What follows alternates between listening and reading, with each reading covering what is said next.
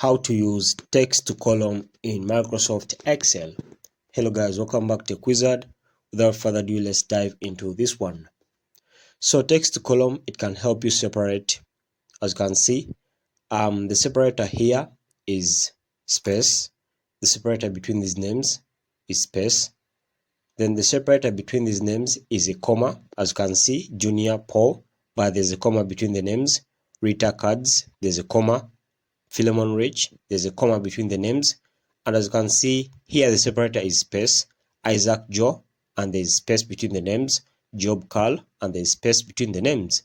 So to turn these names over here into two separate columns is what I'm going to be showing you. So the first step is to highlight these. Okay.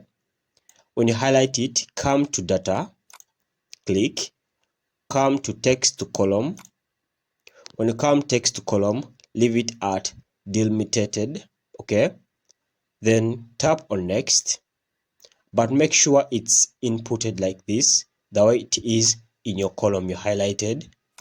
Now tap on next and choose a separator.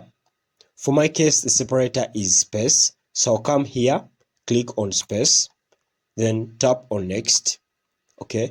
When you tap on next, just tap on finish right here. And as you can see, it has been separated and you've created two columns.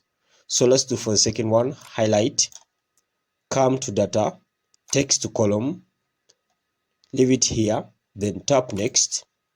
Then the separator is space here, so remove space. So the separator is comma, so remove space and leave comma. Then tap next, then tap finish. And as you can see, it will be separated into text to column, two columns like that. So that's it guys, thanks for watching. We shall meet in the next video once again.